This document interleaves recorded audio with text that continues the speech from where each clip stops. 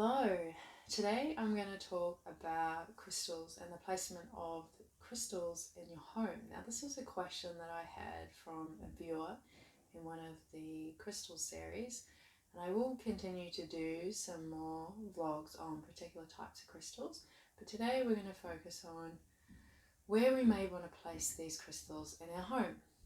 And I just want to remind you that you can also work with the realm of crystals through the form of art, like drawing, painting, photography. If those are not expressions of art that you like to engage in, but you would like to support other artists that do, you can obviously obtain art that displays particular kinds of crystals.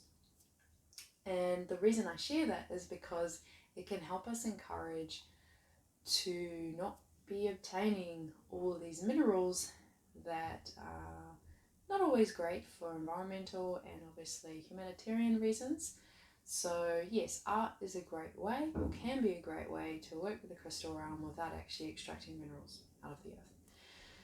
And so when we're talking about using crystals in the home, there are what I would consider two main concepts. So one concept being by room. So think about the purpose of the room, what is it being used for, and the other way is through directions. So thinking about your north, south, east, west, northwest, all of these sorts of directions, and where you may place the crystals in your home according to those directions. Now, if you are someone that has built your own home with the directions in mind, then you will probably find that the directions in the rooms are all very much in what we might call alignment, in proper energy flow. Or if you've been fortunate enough to be a custodian of a house that has been built like that as well. So for this vlog, I'm going to focus just on the rooms and the types of crystals that you may wish to have, because most people living in what we call modern society, in particular cultures, will probably not have their homes be designed according to directions. And then I'm going to do another vlog another day where I will talk about placing crystals in the home in relation to directions. And just because of the way many people are living, I thought it would be important to have two separate vlogs talking about that. So first off, I want to talk about, just briefly, obviously shapes of crystals can bring in and embody and help work with different kinds of spaces in different ways. I'm not going to talk about that in these vlogs. I'm just going to, just a crystal as it is. I'm not talking in regards to shapes, or exact like which furniture to place it on either. So I'm just going to go through a list of rooms, and I'm just going to say a couple of crystals that could be good to work with in those spaces. It's not going to be an exhaustive list. There's probably at least 5 or 6 different crystals that you could be placing in these rooms that I'm going to list. I just picked up sort of the first 2 that really stuck out to me, and then just sort of share the reasons why I wanted to briefly speak about them. So the first room I'm going to talk about is office or is study, and there's 2 crystals that I would probably recommend in that space would be shungite and black tourmaline. And the reasons that I would choose those crystals is because they both have EMF protection properties. Now, often with offices and studies today, we find that people are using technology, often a computer, phone, all sorts of other pieces of technology potentially, and it can be nice for the body to have a little bit of a protection or a bit of cleansing from the EMF, electromagnetic field, that these technologies give out. On a quick side note, but also feels very important to mention, is that with black crystals, it's quite important that you cleanse them quite frequently. If you can cleanse them each day, brilliant. If not, try and cleanse them as often as you can remember. Black crystals tend to absorb a lot of energy that can be what we might call maybe lower vibrational, like it doesn't vibrate as fast, might not necessarily always be serving you for your best interest to have it contained in your space all the time. So to cleanse it out is it's just a good practice. Now the next room I want to talk about is kids' room. So if you are living in a home with young people and children, then these two crystals that I would recommend having is one being rose quartz and the other one being selenite.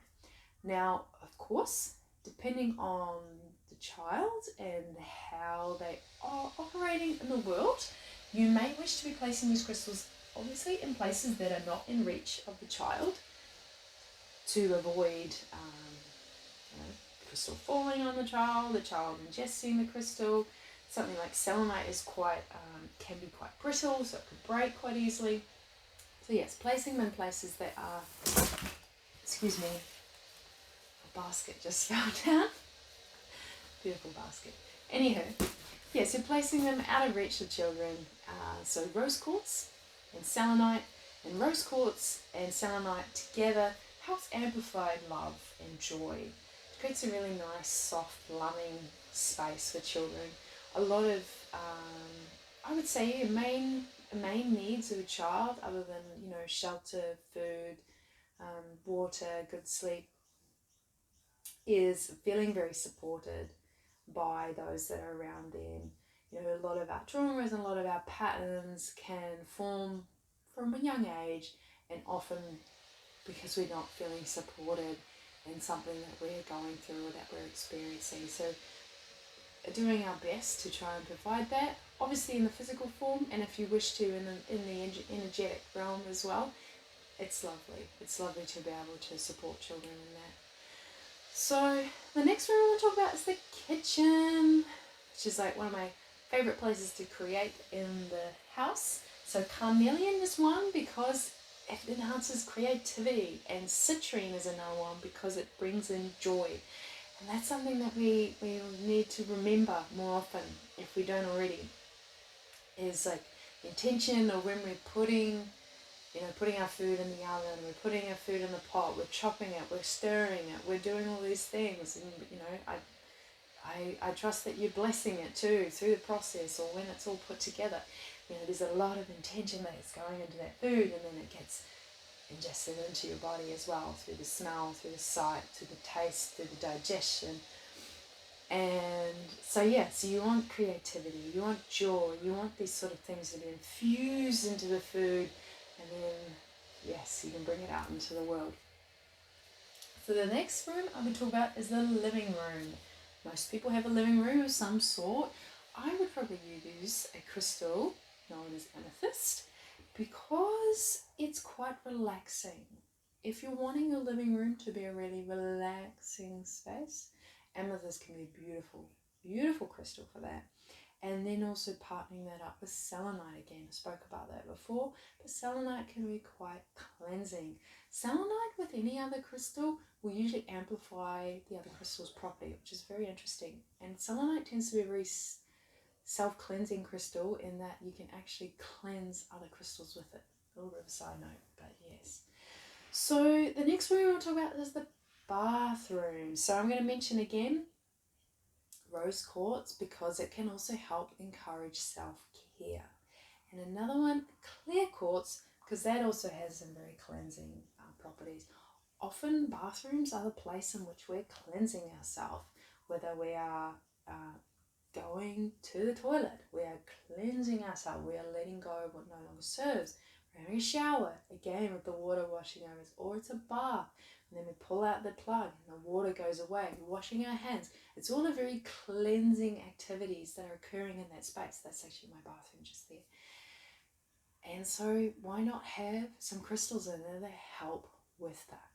Okay, the next room, if you have one or you have a space or an area, it could be indoors, it could be outdoors, is a meditation space. So what kind of crystals do you want in that kind of space? Not everybody sits down and meditates, but if you have a practice that you find that where you come back to peace and you try to not engage in distractions of the world. So two core crystals I would encourage with that is a golden healer quartz, because it has some very healing properties, and moonstone. Now, I'm going to be honest, I haven't worked with moonstone myself. However, at the moment I'm observing there's definitely an increase in awareness of it. So yes, moonstone is quite good for illumination.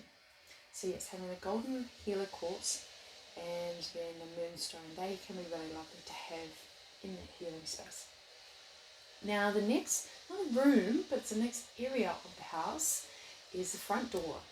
Most houses have 2 doors, some only have 1, and so there at the front door, I'm going to go back to the crystal I was talking about in the first room, the office, and that is black tourmaline, because it is protective and it can also be cleansing. So coming home from whatever it is you've had to engage with outside the home, you may wish before you come in the door, just sort of like look at the black tourmaline and go, all right, so to cleanse myself from that which no longer serves, it does not need to be in my home. And then also coming into the home, thank you for protecting me for what no longer needs to be in here, whether it's not just through me, but maybe visitors or potential visitors to the space. Again, being a black crystal, make sure you're cleansing it. It needs a lot of cleansing, it needs a lot of clearing. It's doing a lot of work, it's holding on to a lot of things that you no longer need, it's taking it from the spaces. Anywho, so the last one, not necessarily room, but it's a space again, is garden. If you are fortunate enough to have a beautiful little garden or a massive garden, whatever size, I am in no judgment of that. And green aventurine with that one. So that can be really helpful with programming your garden and also programming your habits with your garden. So say helping nourish the garden in what it is that you are hoping to invoke and embody in that space, and what it is you're trying to bring in with the garden, what are you trying to cleanse with the garden, and what are you trying to remember to do to help support the garden as well. So sometimes we can forget to water it, sometimes we're not on top of moving the plants around in a different place or whatever it is that you need to be doing. So green aventurine can be really great for that.